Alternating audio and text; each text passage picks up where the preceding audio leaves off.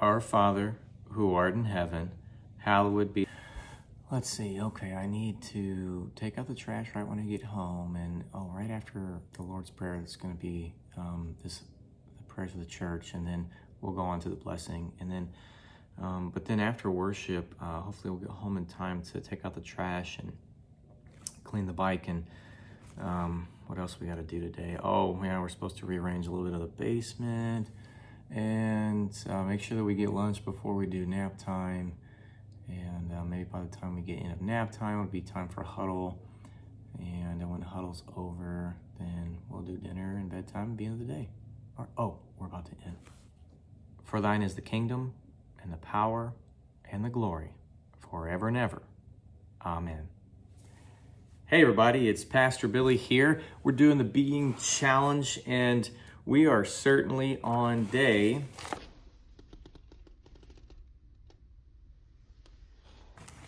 22.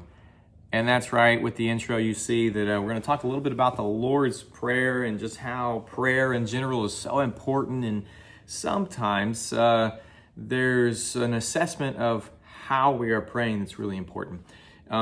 If you're like me, I've been a Christian for a while now, and every time I go to church, I'm a part of a Christian tradition that prays the Lord's Prayer at every service, which means as the pastor who is typically been a part of multiple services on a weekend, I'm praying the Lord's Prayer 3 times a Sunday, usually. These days we're doing one service, so it's kind of gone down a little bit. But what I realized and tried to depict a little bit today is sometimes we, myself included, when we start to pray the prayer that we have memorized and we recite together, our hearts are not necessarily engaged.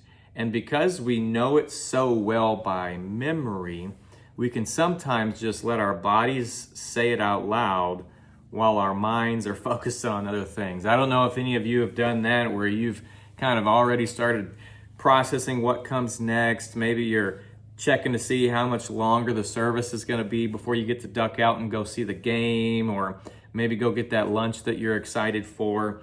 Maybe get some things done around the house. And what we're being reminded today is that that is a powerful prayer that Jesus gave us. And there's actually a ton that's represented, topics that are covered in that prayer.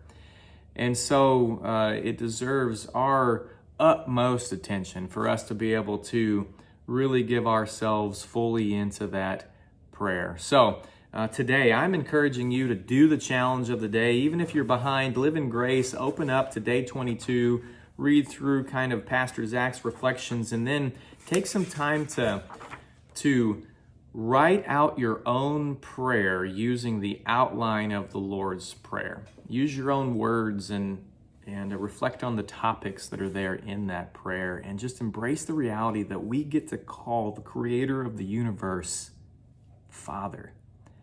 And that as he resides in heaven, he brings all of the power and the authority with him to be a part of our lives, to listen to our prayers and answer according to his will. And I pray that God richly blesses your time of prayer today.